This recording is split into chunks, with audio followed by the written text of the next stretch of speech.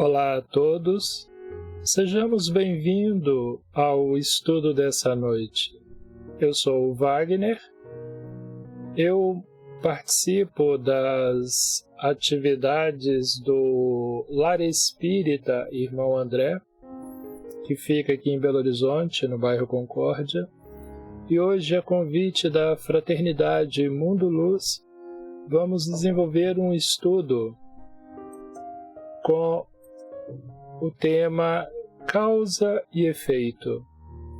E o nosso tema de hoje, ele tem como subtítulo Causas Atuais das Aflições.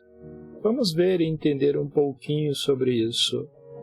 Mas, para início, vamos fazer a nossa prece de abertura, agradecendo a Deus essa oportunidade de estarmos aqui e de nos encontrarmos. Lembrando que, após a exposição do tema, vamos deixar um certo tempo, alguns minutos, para que aqueles que desejarem e quiserem fazer alguma pergunta dentro do tema de hoje estudado, o possa fazer. Então, vamos à nossa prece. Convido a todos a fechar os nossos olhos, elevando o nosso pensamento a Deus, agradecendo esta oportunidade do estudo, que de nossa própria vontade, do nosso livre-arbítrio, abrimos mão de fazer alguma coisa para estarmos aqui reunidos dentro desse estudo e que, unidos num único pensamento, numa única vontade e somando forças aos mentores da Fraternidade Espírita Mundo Luz, possamos elevar o nosso pensamento a Deus, agradecendo essa oportunidade, ao Cristo, por ser o elemento que nos traz entendimento e conhecimento para estarmos aqui reunidos discutindo os assuntos e os temas que Ele nos deixou, com a ajuda e com o amparo da doutrina dos Espíritos, que busca ampliar esse entendimento, esse conhecimento para novos horizontes. E que durante o nosso estudo tenhamos a certeza de que os bons Espíritos estarão junto de nós, auxiliando-nos na compreensão do tema e ao mesmo tempo nos amparando diante de nossas necessidades físicas e espirituais. Que Deus, abençoando todos indistintamente, possamos nós estar aptos e abertos a esses ensinamentos e a este auxílio. Que assim seja. Então, como o nosso tema é causa e efeito, nós veremos hoje, então, causas atuais das aflições. E a Fraternidade Espírita nos dá um roteiro, em que, dentro desse roteiro, no dia de hoje, das causas atuais das aflições, nós temos essas fontes de estudo: Evangelho segundo o Espiritismo, Livro dos Espíritos, Livro A Gênese, e aí selecionei alguns pontos dessa matéria para que possamos meditar sobre ela. Então, nós verificamos que a lei de ação e reação é uma lei de Newton, é uma lei que atende ao mundo físico e é uma lei divina. E a gente verifica pela definição que a reação tem exatamente a mesma intensidade e natureza da ação, onde verificamos que as forças se anulam. As duas forças, na terceira lei de Newton, são do mesmo tipo e que, aplicada a uma força, surge imediatamente uma força de reação, de mesma intensidade, natureza e direção, com sentido contrário. Não há não existe uma dependência de ações posteriores devida simultaneamente do fato. Existindo a ação, automaticamente existe a reação, mas terminado a ação, também termina a reação e não existe um fato posterior a esse acontecimento. E o fato da reação só existe enquanto há uma força de ação. Então, verificando a moça empurrando a parede, neste exato momento, a parede também precisa exercer uma força de mesma potência, no sentido contrário, para que a moça não a derrube. Diferente de ação e reação, que é uma lei da física e é uma lei divina, nós temos causa e efeito. É uma lei natural, uma lei divina. As ocorrências de causas e efeitos, acontecimentos da causa e do efeito, acontecem no mundo, tanto no campo material quanto no campo espiritual. Mas vamos verificar que causa e efeito tem sempre uma mente envolvida e produzido exclusivamente pelo ser inteligente e racional através do livre-arbítrio.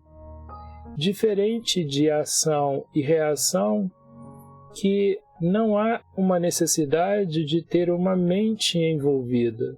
E como verificamos, no momento em que existe uma ação, que é essa parede contendo a água, no momento em que existe a ação da água tentando passar, existe uma reação da parede de mesma força, mesma intensidade, contendo a água. Tanto que a parede consegue suportar a água, porque ela exerce uma força no sentido contrário ao da água. E aqui a gente verifica que não temos uma inteligência envolvida nesse ato, que é a água querendo passar e a parede segurando. Ação e reação. Já na lei de causa e efeito, aí sim, porque é necessário ter uma inteligência pensando, planejando, desejando para cometer um ato, seja ele bom ou ruim, e que no segundo seguinte que seja, ou no dia seguinte, no ano seguinte, ou numa outra existência, esse efeito pode ocorrer. Então, a diferença entre ação e reação é que atende ao mundo material e não exige uma inteligência envolvida. Já causa e efeito é uma lei divina, também atinge ao mundo material e ao mundo espiritual, mas é necessário a ação do espírito para que ocorra um fato posterior. Aqui, terminado a ação, a reação termina. Aqui, uma causa acontecendo, necessariamente, em momento posterior, o efeito acontece. Entendido isso, nós vamos no nosso tema, que diz que o Espiritismo não vem, pois, com sua autoridade privada, formular um código de fantasia. A sua lei, a sua doutrina, os seus ensinamentos, no que respeita ao futuro da alma, deduzida das observações dos fatos através da mediunidade, dos médios e dos estudos, pode resumir-se nos seguintes pontos, em que o ponto de hoje vai ser causa atuais das aflições. Vamos ver o que nós temos no dia de hoje. E eu começo pelo Livro dos Espíritos com esta pergunta: pode o homem gozar de completa felicidade na Terra? Podemos ter completa felicidade na Terra? E eles, os Espíritos, que nos traz os ensinamentos, diz que não. Não é possível que o homem tenha completa felicidade na Terra. por isso que a vida lhe foi dada como prova ou expiação. Dele, de nós, seres encarnados, espíritos encarnados ou homem, porém, depende a suavização de seus males e o ser tão feliz quanto possível na Terra.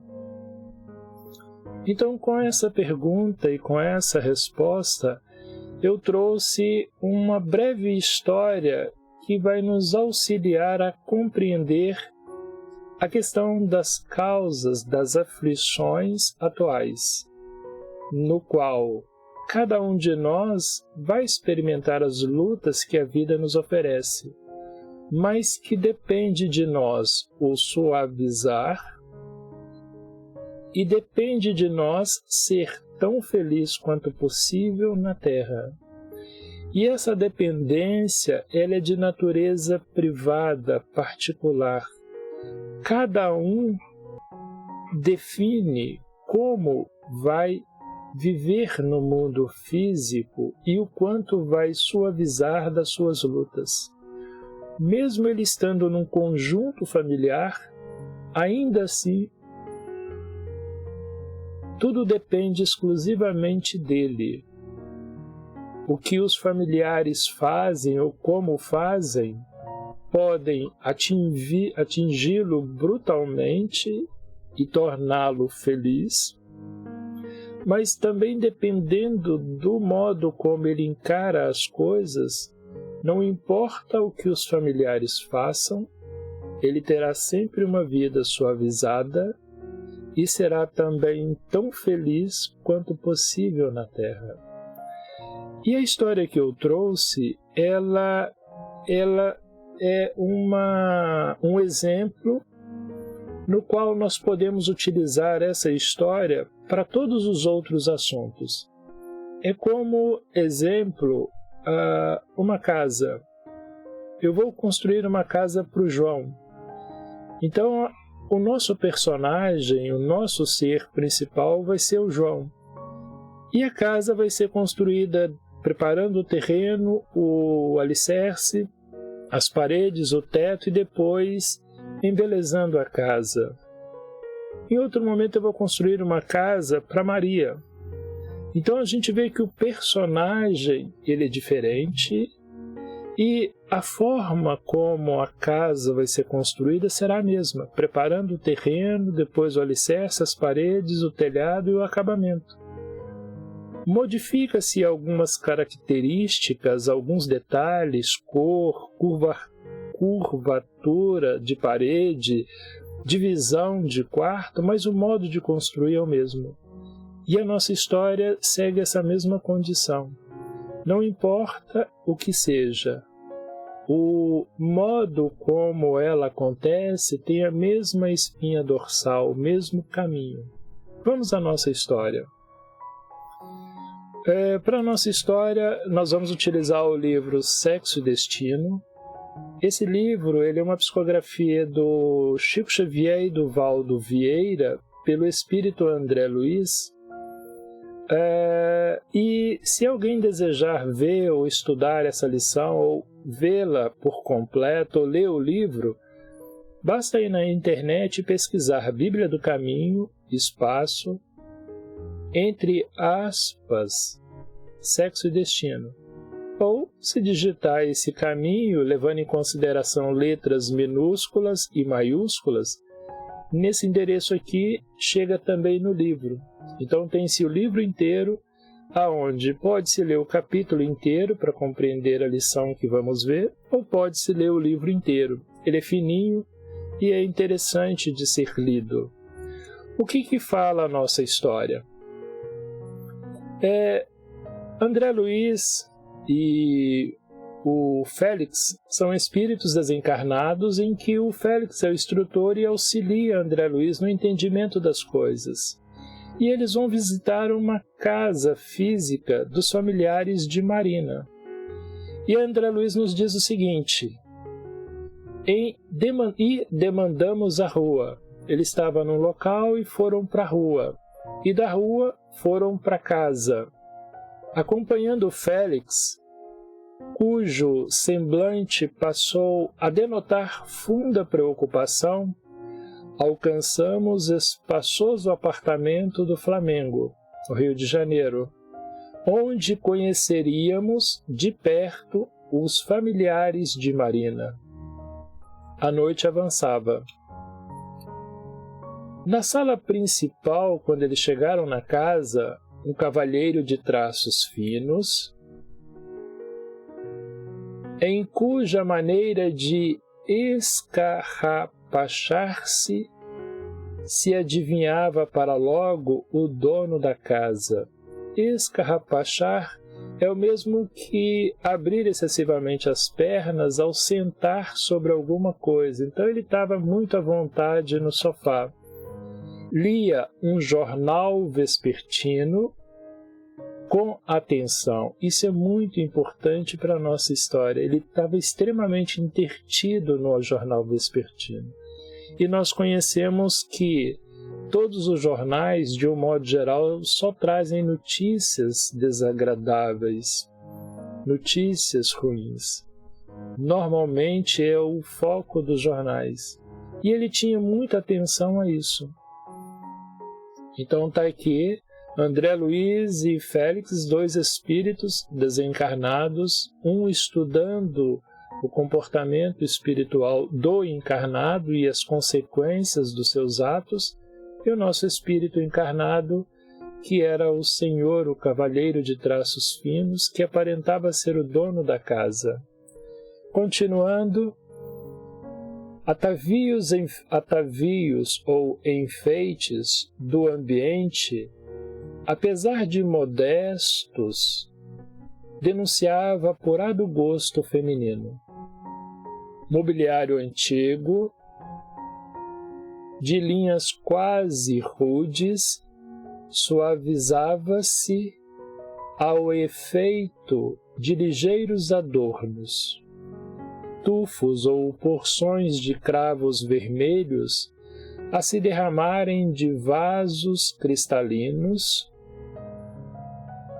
harmonizavam-se com as rosas da mesma cor habitualmente desenhadas nas duas telas que pendiam das paredes revestidas de amarelo dourado.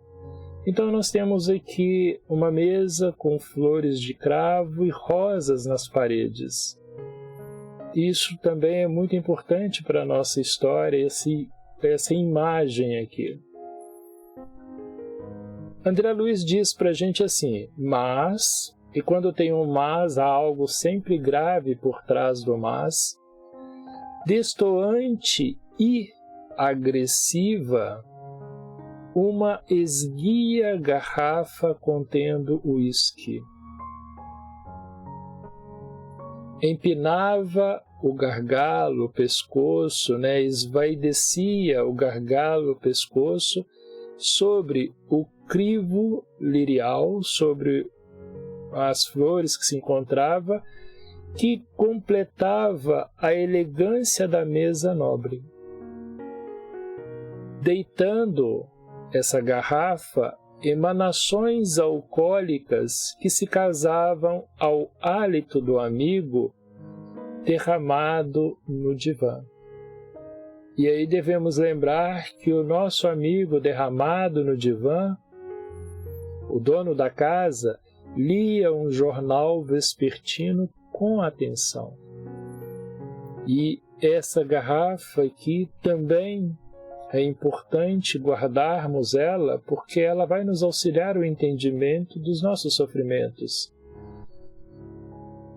Félix encarou o nosso Senhor, manifestando a expressão de quem se atormentava piedosamente, ao vê-lo, e no-lo indicou. Então o mentor Félix pede para que André Luiz preste atenção no Senhor.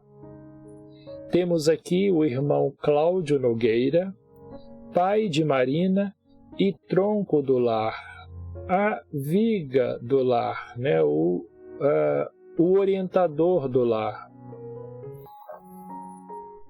Figurou-se-me hospedeiro involuntário, né? Sem vontade e sem permissão. Mas por que André Luiz diz para nós que o senhor Cláudio Nogueiro figurou-se para ele como hospedeiro involuntário? Aquele que hospeda sem ter vontade e hospeda sem permissão. Então, há um momento em que André Luiz, quando chega na casa, ele diz assim: alcançamos o espaçoso apartamento do Flamengo, que é na casa, e ele diz que para chegar nesse local eles transpassaram um estreito corredor. Pisamos o recinto doméstico depois desse corredor. E ao pisar ao recinto doméstico, numa outra parte da casa, antes de chegar naquela sala, André Luiz diz para nós o seguinte: surpreendendo, dentro de um outro cômodo, no limiar da casa, 2 homens desencarnados, 2 almas, 2 espíritos que estavam em outro cômodo da casa, desencarnados, que viviam ali, a debaterem, a discutirem, com descuidada chocarrice, com descuidada zombaria, escabrosos temas de vampirismo. E a gente compreende que o nome, o termo vampirismo, é alguém que suga algo do outro. André continua dizendo que prometiam arruaças, argumentavam, debatiam, conversavam desabridos, ásperos, malandros acalentados ou ninados, como diz André Luiz, mas esses malandros, esses espíritos desencarnados que se encontravam na casa, mas perigosos para os moradores, conquanto eles eram invisíveis para os moradores, junto dos quais se erguiam por ameaça insuspeitada, pois os moradores não tinham consciência desses espíritos no lar. Então André continua nos dizendo que por semelhantes companhias, por essas individualidades que se encontravam na casa, fácil apreciar os riscos a que se expunham o conjunto familiar, os moradores daquele ninho de cimento armado, sem qualquer defesa de espírito. Então, eles na sala, o mentor Félix e o André Luiz, diante do Senhor, André diz: detínhamo-nos curiosos na inspeção do Senhor quando sobreveio o inopinado, o inesperado. Diante de nós, ambos os desencarnados infelizes, que surpreendêramos à entrada, surgiram de repente, abordaram Cláudio e agiram sem cerimônia. Mas como assim abordaram Cláudio, se Cláudio é um ser encarnado e não pode ver os espíritos, e esses 2 espíritos eram espíritos de homens que haviam vivido na Terra desencarnados? E aí um desses espíritos vem ao encontro de Cláudio e diz: tateou-lhe um dos ombros e gritou insolente: beber, meu caro, quero beber. Então, quando fala em tateou-lhe os ombros, André Luiz diz, e a doutrina nos mostra, que é o espírito se aproximando do ser encarnado e através do corpo espiritual há o contato entre ambos. E aí o espírito grita, desejando beber e dizendo que quer beber. E André Luiz nos esclarece que a voz escarnecedora do espírito desencarnado agredia-nos a sensibilidade auditiva, a sensibilidade do espírito André Luiz. Cláudio, que era o ser encarnado, porém, não lhe pescava o mínimo som, porque o ouvido físico não capta som do mundo espiritual. Cláudio, então, mantinha-se atento à leitura inalterável. Então, Cláudio, prestava muita atenção à leitura. Não conseguia ouvir nem perceber a sugestão espiritual. E como ele estava interessado numa leitura que também não é muito digna, contudo, se não possuía tímpanos físicos para qualificar a petição do desencarnado que dizia a ele que queria beber, trazia Cláudio na cabeça a caixa acústica da mente, sintonizada com o apelante, porque, apesar dele não ouvir fisicamente, ele tinha essa conexão com o apelante, com o espírito desencarnado, dado a natureza e o comportamento de Cláudio.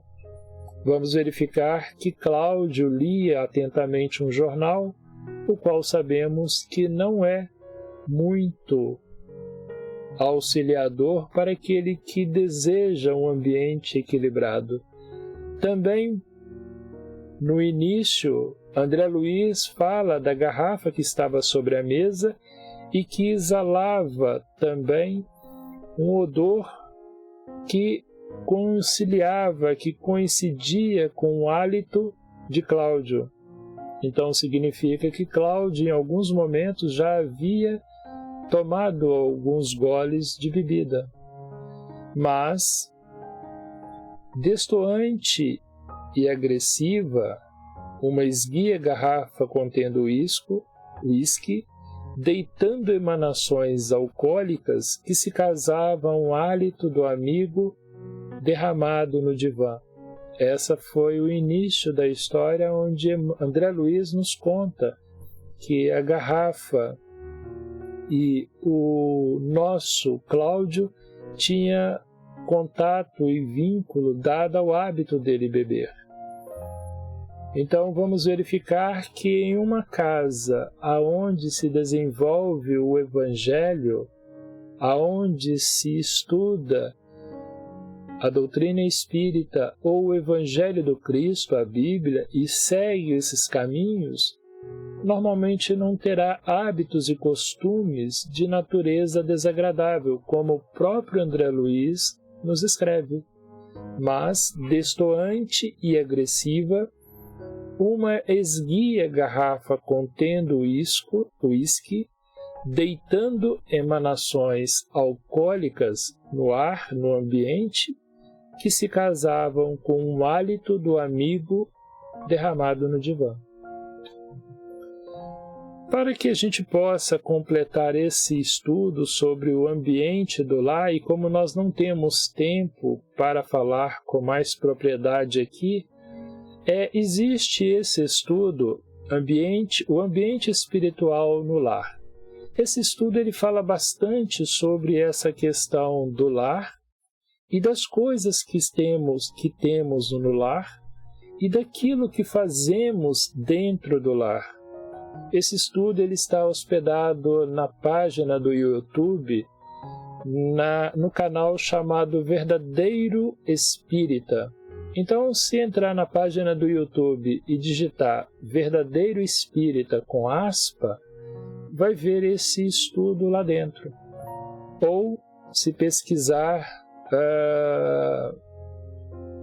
ambiente espiritual do lar, também chega, mas por esse caminho aqui fica mais fácil.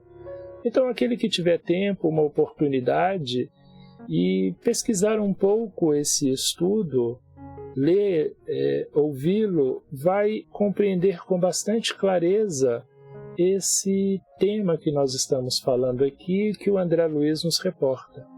Continuando, como verificamos, o nosso espírito desencarnado desejava beber. se aproxima do Cláudio, diz a ele que quer beber.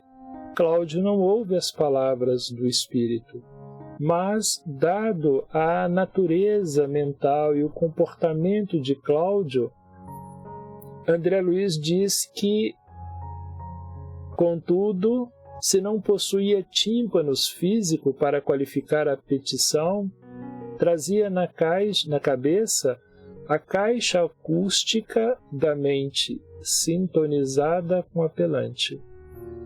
Então, continuando, André diz que o assessor ou obsessor inconveniente repetiu a solicitação algumas vezes. Por que ele fez isso por algumas vezes? Porque o nosso Cláudio estava muito intertido à leitura e isso faz com que, de certo modo, ele ficava desvinculado do pedido do assessor ou do obsessor. Desvinculado do pedido daquele momento, mas não desvinculado do obsessor. Então, quando nós fazemos uma leitura edificante, fazemos algo dessa forma, nós nos desvinculamos não só do pedido que poderia chegar a nós, e fazendo essa leitura edificante, também nos desvinculamos desse obsessor. No caso de Cláudio, ele estava imune ao pedido momentaneamente, mas ele se mantinha ligado ao obsessor, dado o gosto, o comportamento e leitura que ele fazia também. Então, depois de algumas vezes, esse obsessor, na atitude do hipnotizador que insufla o próprio desejo ao obsediado, a Cláudio, como a gente vê na imagem, reasseverando uma ordem, eu quero beber, o resultado não se fez demorar. Vimos o paciente, que é o Cláudio, desviar-se do artigo político em que se entranhava, em que se intertia. Ele próprio, Cláudio, não conseguiria explicar de súbito desinteresse, ele próprio, Cláudio, não explicaria o súbito desinteresse de que se notava acometido pelo editorial que lhe apresara a atenção. Nem Cláudio conseguiu perceber como ele deixou de lado o jornal. Beber, beber. E aí vem à mente de Cláudio a ideia de beber.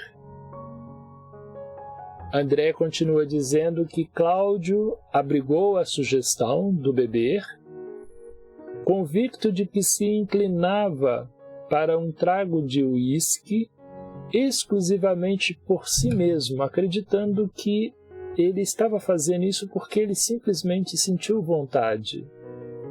O pensamento se lhe transmudou rápido, como uma usina de força cuja corrente se desloca de uma direção para outra por efeito da nova tomada de força que seria colocada ali à disposição para a usina descarregar a sua energia.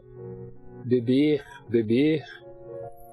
E a sede de aguardente se lhe articulou na ideia, ganhando forma.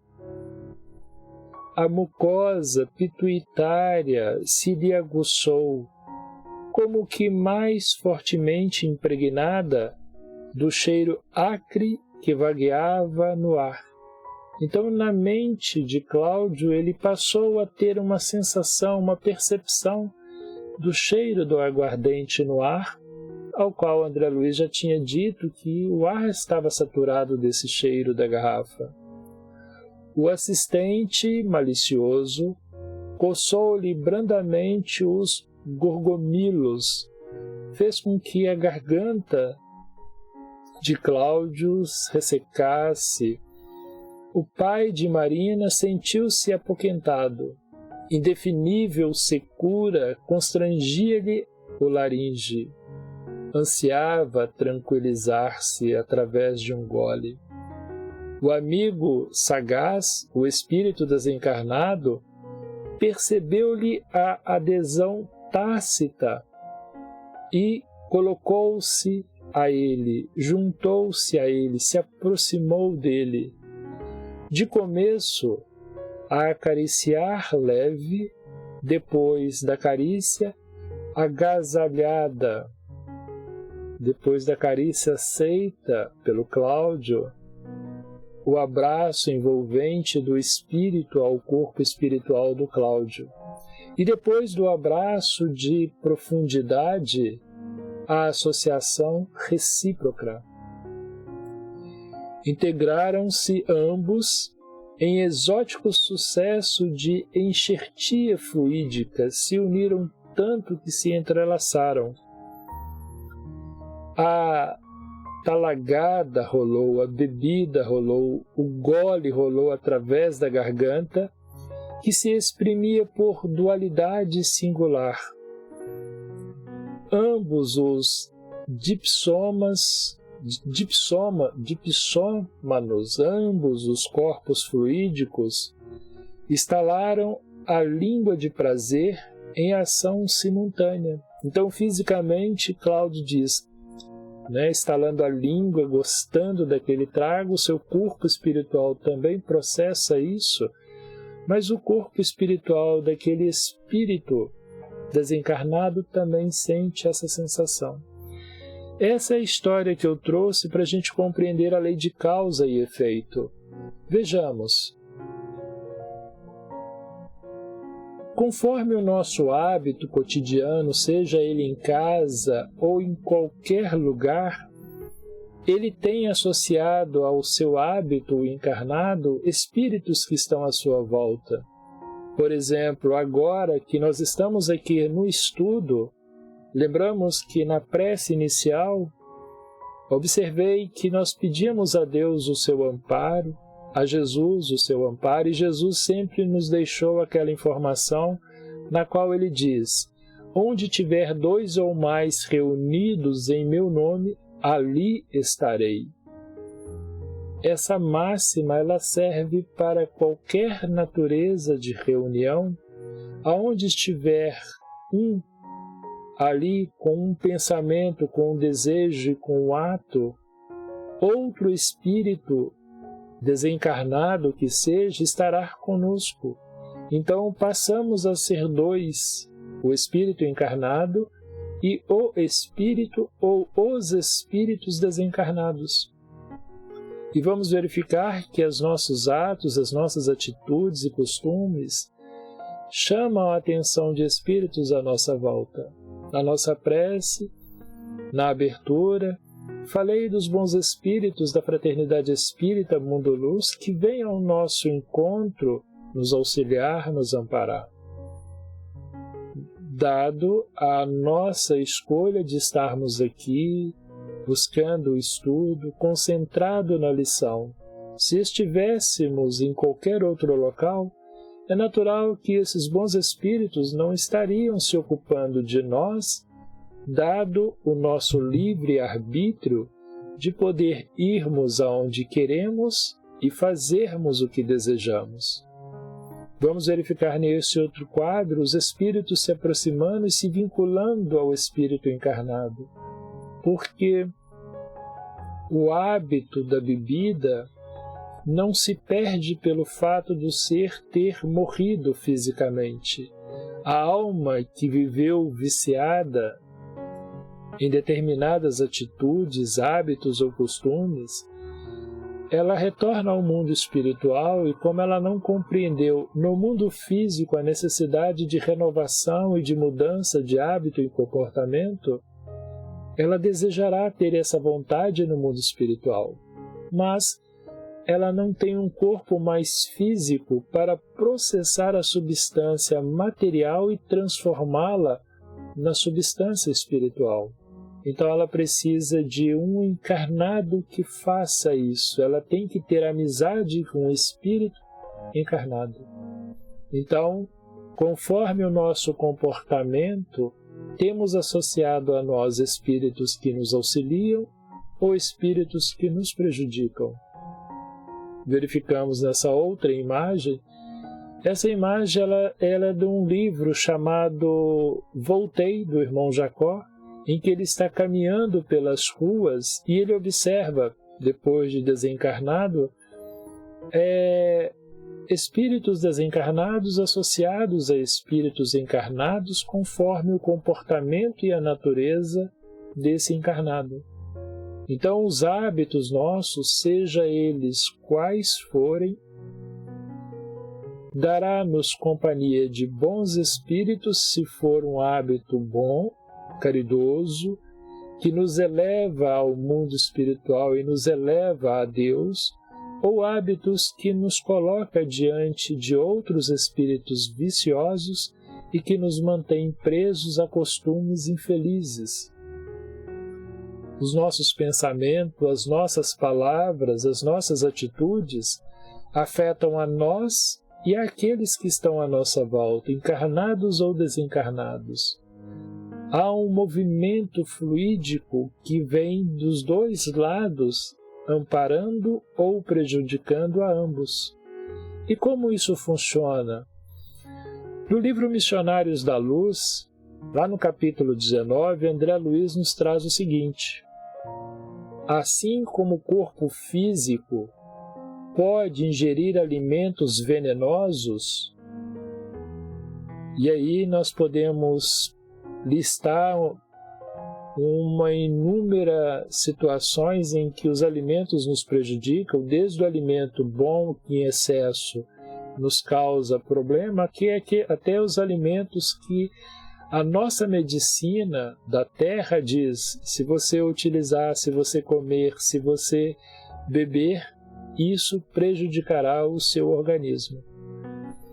Então, da mesma forma que o corpo físico pode ingerir alimentos venenosos que lhe intoxicam os tecidos, também o organismo perispiritual, e aqui a gente tem esse exemplo, pode absorver elementos de degradação que lhe corroem os centros de forças, com reflexo sobre as células materiais.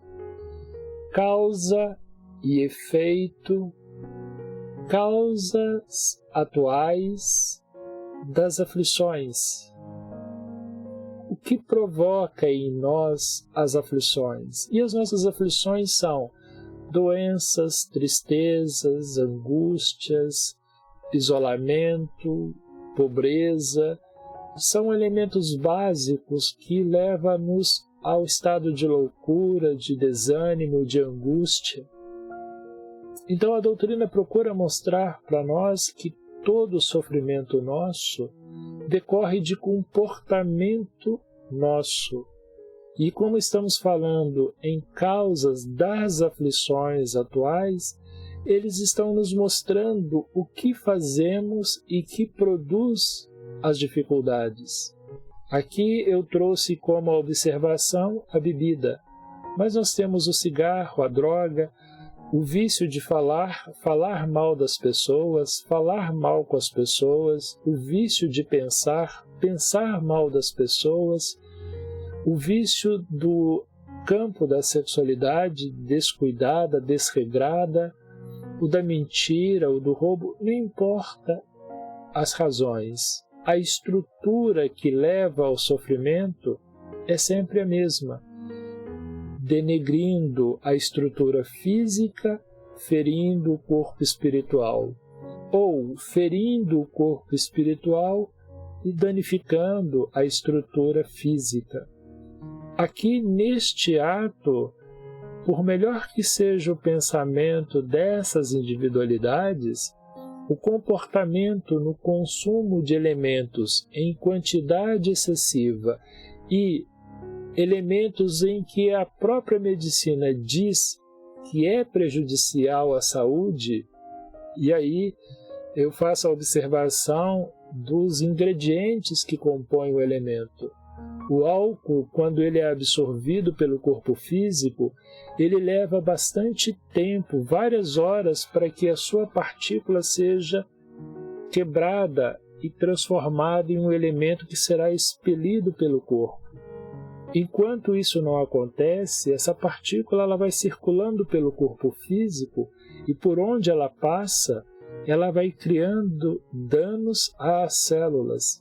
E ao longo dos diversos anos, com determinados hábitos, isso prejudica a estrutura física da pessoa. E como vimos na história, temos os espíritos que se aproximam de nós em função dos hábitos. E como eles têm um campo de energia inadequado, um campo de energia doentio, pois inclusive desencarnaram com esses sofrimentos, ao se aproximarem de nós e ao vincular-se a nós por causa dos nossos pensamentos e hábitos, passamos a ter trocas fluídicas em que acabamos nos prejudicando mutuamente. Emmanuel, no livro Vinha de Luz, nos diz assim: a doença sempre constitui fantasma temível no campo humano, qual se a carne fosse tocada de maldição. Entretanto, podemos afiançar que o número de enfermidades essencialmente orgânicas, sem interferência psíquica do pensamento, é positivamente diminuta. O que seriam essas enfermidades essencialmente orgânicas? É estarmos, por exemplo, num ambiente muito quente na rua e de repente precisamos entrar dentro de um banco para fazer alguma transação ali. Mas o banco ele está com um ar-condicionado muito forte e aí quando a gente entra, a gente toma aquele choque térmico. Então isso às vezes pode provocar em nós um resfriado. Não foi um mau comportamento, não foi uma alimentação ruim, nem um pensamento negativo. Mas, como diz o Emmanuel, podemos afiançar que o número de enfermidades essencialmente orgânicas, sem interferência do pensamento, é positivamente diminuta. E ele diz que a maioria das moléstias procede da alma, das profundezas do ser, causas atuais das aflições, dentro do nosso estudo de causa e efeito. Eu fiz uma escolha, eu decidi fazer algo, eu optei por uma circunstância, causa. Em algum momento o efeito surgirá, que é a estrutura do organismo físico adoecendo, espíritos que desencarnaram com aquele vício se aproximando de nós, frequentando o nosso lar, como André Luiz nos relata no livro Sexo e Destino. Emmanuel, ele continua observando que ele diz: entretanto, podemos afiançar, ele assina embaixo o que ele está dizendo, que a maioria das moléstias procede da alma, das profundezas do ser. Então, quando a gente volta lá no nosso primeiro item, quando Allan Kardec pergunta aos espíritos: pode o homem gozar de completa felicidade na Terra? Eles dizem que não. Por isso que a vida lhe foi dada como prova ou expiação.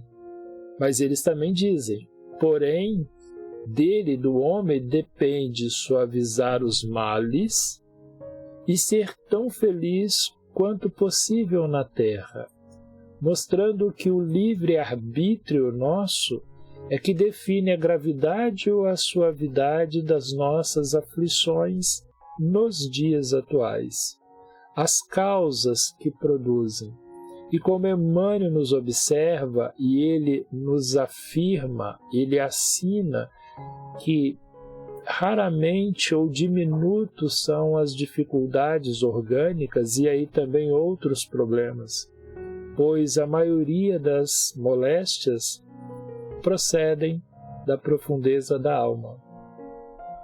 Ele continua dizendo que quantas enfermidades pomposamente batizadas pela ciência médica, como Covid-19, como H1N1, como AIDS, câncer, seja lá o que for, não passam de estados vibratórios da mente em desequilíbrio. Porque a mente em desequilíbrio, o corpo também entra em desequilíbrio. E aí o corpo em desequilíbrio não tem condições de reagir às bactérias e vírus que estão na natureza. Se temos equilíbrio, como descreve Emmanuel, somos capazes de suportar qualquer infecção e dar conta de superá-la sem dificuldade. Mas ele, através deste ponto e de diversos outros, demonstram para nós que as doenças que nos atingem são frutos de nosso descuido. Qualquer desarmonia interior da mente, do ser encarnado, do espírito, atacará naturalmente o organismo em sua zona vulnerável. Ele vai finalizando dizendo que experimentar-lhe-á essa desarmonia, os efeitos no fígado, outros nos rins, e ainda outro no próprio sangue.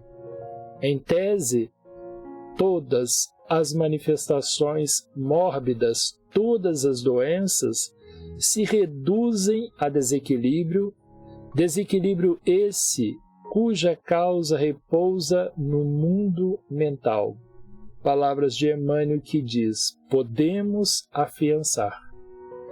E aí, indo no Livro dos Espíritos, na questão 93, eles dizem o seguinte, o espírito, envolve o espírito uma substância vaporosa para os teus olhos, para os nossos olhos, que seria o corpo espiritual, mas ainda bastante grosseira para nós, os espíritos, assaz vaporosa, entretanto, para poder elevar-se na atmosfera. Então eles falam do corpo espiritual e que permite transportar-se onde queira. Então, quando o corpo adormece, o espírito e o seu corpo espiritual vai aonde ele deseja. E quando o espírito chega no mundo espiritual, como funcionam as coisas? Então, um espírito chegando no mundo espiritual, o processo funciona assim. O seu invólucro semimaterial ou corpo espiritual é tirado do fluido universal de cada globo. Então, o espírito não raro de cada globo, razão porque não é idêntico em todos os mundos esse fluido universal de cada globo. Então, quando o espírito sai de um mundo e vem para outro, a doutrina diz para nós que passando de um mundo a outro, o espírito muda de envoltório como mudais de roupa. Então, eles nos mostram dizendo que o espírito que chega num planeta como o nosso, ele, ao chegar, ele se conecta ao fluido cósmico universal desse planeta, ele absorve esse fluido cósmico universal e ele constrói o seu corpo espiritual. Então, qual a natureza desse fluido universal que esse espírito vai absorver? Isso vai depender da formação do espírito, da sua capacidade de compreensão. Da mesma forma que uma pessoa habilidosa pega a parte mais refinada de um produto e a menos habilidosa pega qualquer parte, o espírito assim também quando chega no mundo espiritual.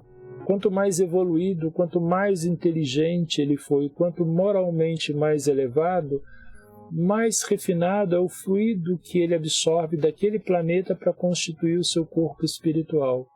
Quanto mais atrasado, quanto menos evoluído, mais grosseiro é esse fluido que constitui o corpo espiritual. E o corpo espiritual é que auxilia na constituição do corpo físico. E é o corpo espiritual que permite ao espírito ter saúde ou não, conforme a sua posição. Indo mais à frente, eles dizem assim: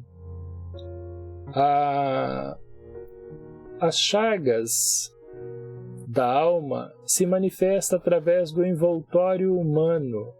Então, como funciona isto?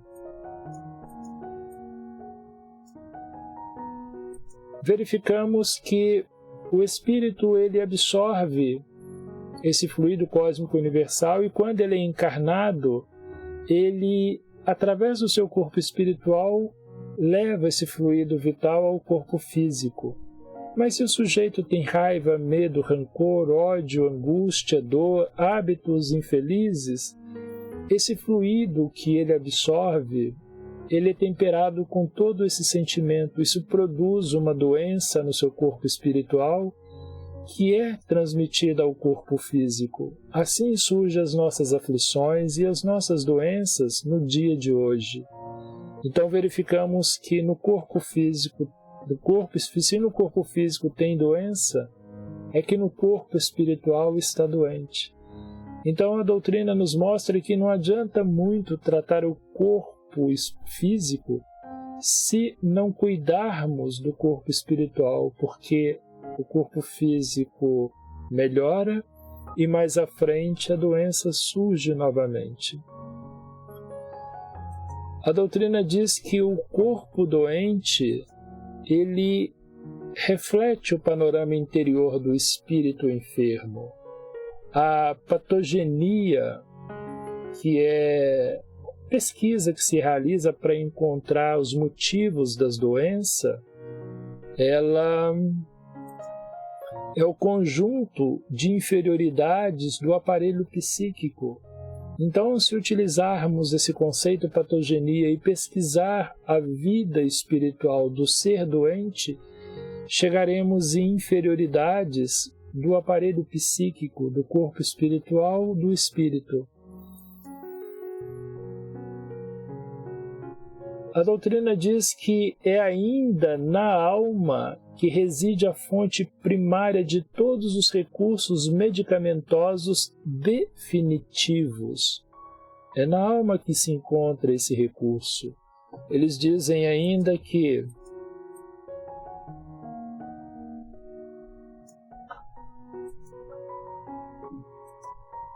a assistência farmacêutica do mundo não pode remover as causas transcendentes do caráter mórbido dos indivíduos. Está no livro Consolador, na pergunta 96, que Emmanuel nos responde.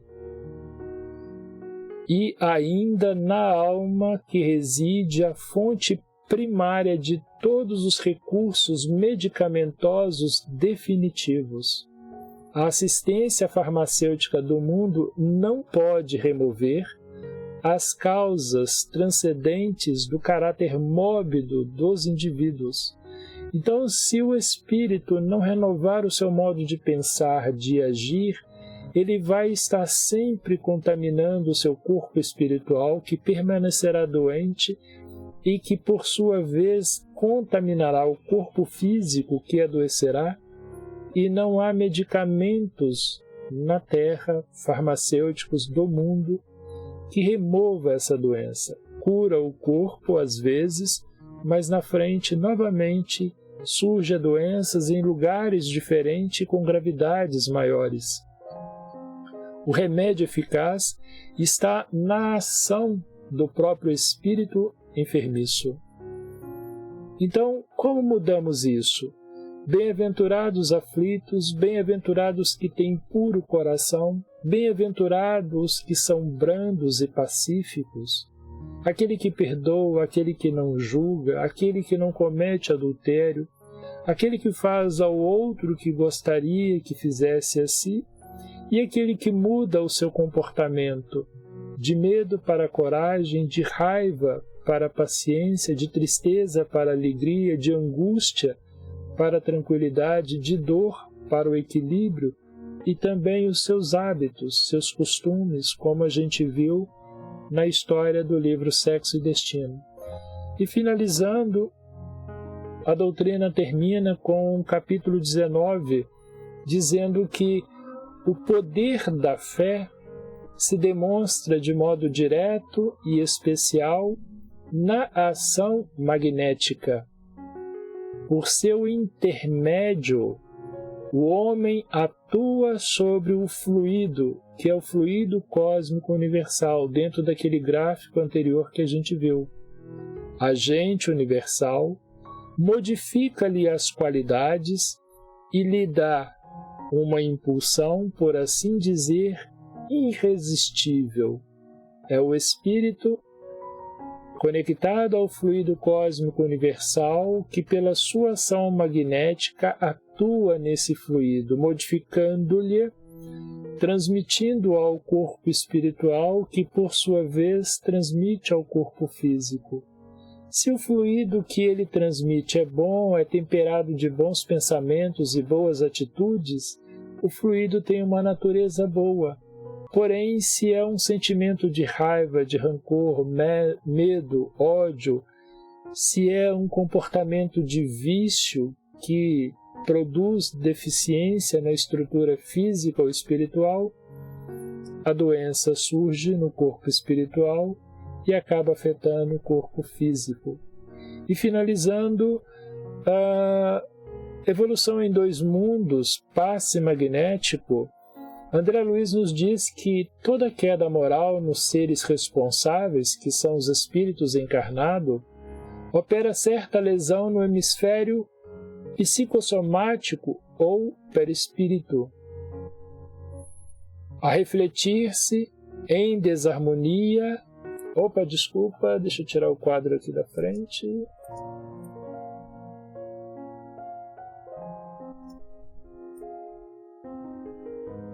A refletir toda queda moral nos seres responsáveis, opera certa lesão no hemisfério psicossomático ou perispirítico. A refletir-se em desarmonia no hemisfério somático ou no veículo carnal. Então, sofre primeiro a lesão no corpo espiritual, depois no corpo físico, provocando determinada causa de sofrimento. A dor, portanto, dessa ou daquela forma, é sempre uma situação de alarme ou emergência, mais ou menos durável no império orgânico, requisitando socorro externo da medicina do corpo ou da medicina da alma, na execução do alívio ou da cura. Emmanuel finaliza nesse livro dizendo que a cura jamais chegará sem o reajustamento íntimo necessário. A cura jamais chegará.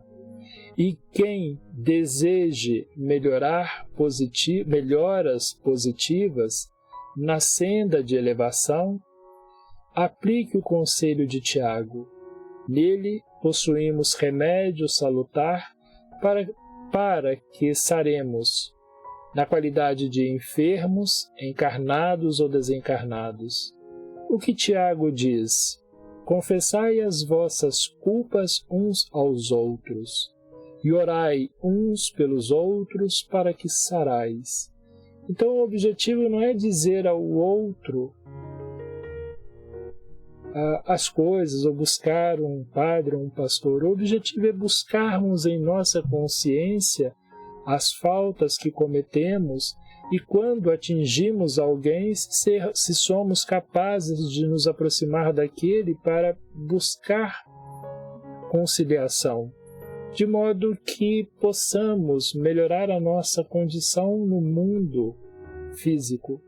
E aí a gente verifica que aquele que busca essa melhoria, ele elimina as dificuldades que a vida lhe traz. E, indo para o último quadro, Emmanuel diz que o ofensor, que revela as próprias culpas ante o ofendido, lança fora detritos psíquicos, aliviando o plano interno quando oramos um pelos outros. Nossas mentes se unem no círculo da intercessão espiritual, e embora não se verifique o registro imediato, como é o nosso caso agora, recebendo o auxílio e o amparo, em nossas consciências comuns, há conversações silenciosas pelo sem-fio do pensamento, aonde nós nos harmonizamos com a natureza espiritual.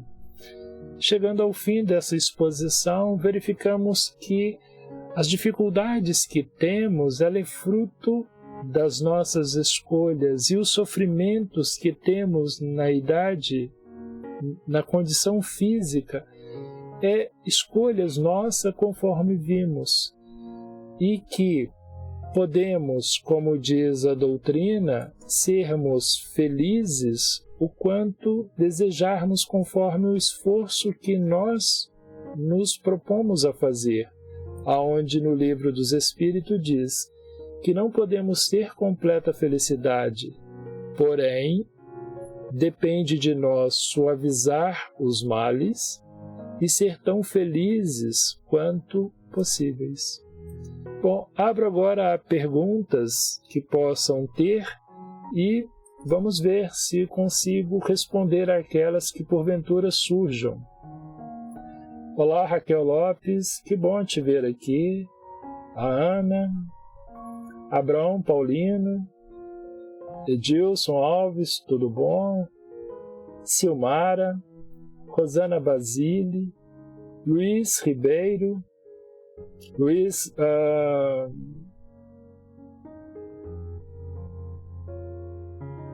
vejo que a Ana colocou o endereço do site onde está aquele estudo sobre... esqueci o nome. Deixa eu voltar aqui porque o título me fugiu. Cadê você? Cadê você? Ah, tá. O ambiente espiritual no lar. Oi, Luiz. Tente atualizar a página. Deixa eu ver aqui. Oi, Lídia. Tudo bom? Aham. Há alguns anos atrás eu era fumante e por vezes pude perceber nitidamente que eu não fumava por mim, mas sim para alguém. Conseguia sentir o apelo do fumante espiritual. Exatamente, Raquel, como a gente viu no texto do André Luiz do livro Sexo e Destino, onde ele mostra para nós que conforme as nossas escolhas, temos ao nosso lado companhias que se satisfazem com esses hábitos. E é natural que vamos perceber que a doutrina nos mostra que o fato é grave, pois depende de nós essa melhoria e esse caso de estarmos livres dos espíritos que nos acompanham. Então essa foi a pergunta que a Raquel fez. Deixa eu ver se tem mais alguma outra coisa aqui. Graças a Deus estou livre dessas influências e do cigarro há 7 anos. Como nós verificamos, as companhias que temos no nosso lar e junto de nós depende do modo como vivemos, como alimentamos e como pensamos. Depende dos lugares aonde vamos e do que fazemos. Então, conforme as nossas escolhas, o nosso livre-arbítrio, também teremos nossa companhia. No dia de hoje, neste momento, por exemplo, as companhias que estão junto de nós são dos bons espíritos, da Fraternidade Mundo e Luz e outros do nosso anjo da guarda, que busca aproveitar esse momento de equilíbrio e de mente elevada para nos intuir e nos auxiliar em bons pensamentos, nos fornecer passes, nos ajudar dentro das nossas dificuldades. Deixa eu ver aqui se tem mais alguma coisa. Olá, Malu, tudo bem? Bom, creio que não tem mais nenhuma pergunta. Eu vou dar por encerrado o estudo, então, desta noite. Lembrando a todos que na próxima semana, no dia 30, nós teremos o último capítulo desse estudo de causa e efeito, que é causas anteriores das nossas aflições, as causas que são motivos de outras existências nesta existência que nós temos. A gente vai conversar um pouco sobre isso. Vou convidar a todos, então, para a nossa oração final.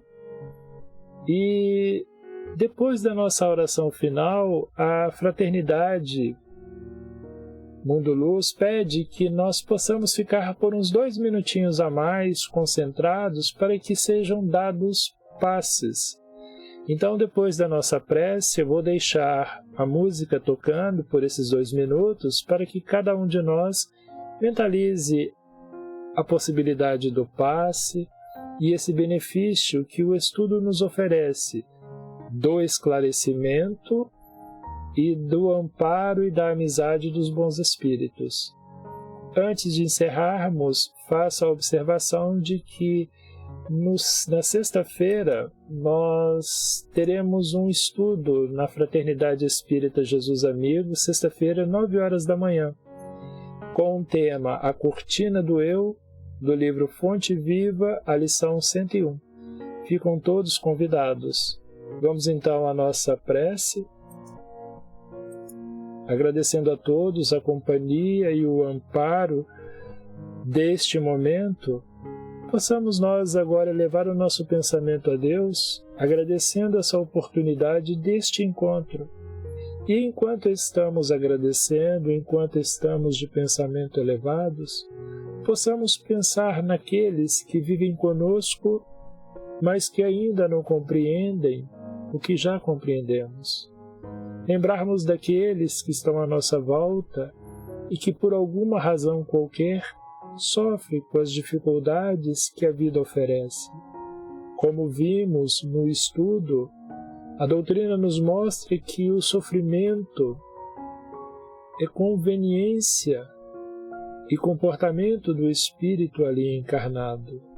Mas precisamos lembrar e termos a caridade de que se nós sabemos disso hoje, até ontem isso não era claro para nós também. E que da mesma forma que hoje estamos nos esclarecendo através do estudo e da meditação, do abrir de mão de alguma coisa para estarmos aqui, precisamos ter a caridade de compreender que aqueles que estão ao nosso lado e que sofrem, ainda não compreendem essas lições e é preciso que eles tenham tempo e tenham o livre-arbítrio para eles próprios também buscar esse mesmo amparo ao qual hoje estamos associados, mas que possamos, através do nosso exemplo, da nossa paciência e compreensão, levar esse lenitivo, esse bálsamo em seus favores através da prece, do bom pensamento e até mesmo do passe indireto, porque, como verificamos, aonde estamos, influenciamos com o nosso campo de energia em favor do outro quando estamos bem, em prejuízo do outro e quando estamos em desequilíbrio. Que sejamos capazes de manter esse equilíbrio junto de nós para beneficiar os outros que estão à nossa volta e estender o nosso pensamento àqueles que estão lá fora, que não conhecemos, mas que choram, clamam e pedem socorro dentro das suas ignorâncias, mas fazer como Jesus fez, levar o alívio a todos aqueles que sentem necessidade. E devagarinho, cada um desses, como nós, acharão o caminho ao qual hoje nos encontramos para que eles próprios trabalhem em suas curas, como a doutrina nos mostrou hoje, que o remédio está na própria alma. Que Deus, iluminando a todos nós, possamos nós voltarmos aos nossos afazeres, lembrando dos 2 minutinhos, para que um passe amigo do mundo espiritual possa nos alcançar. No mais, obrigado a todos pela companhia, que tenhamos uma boa noite. Até o próximo encontro.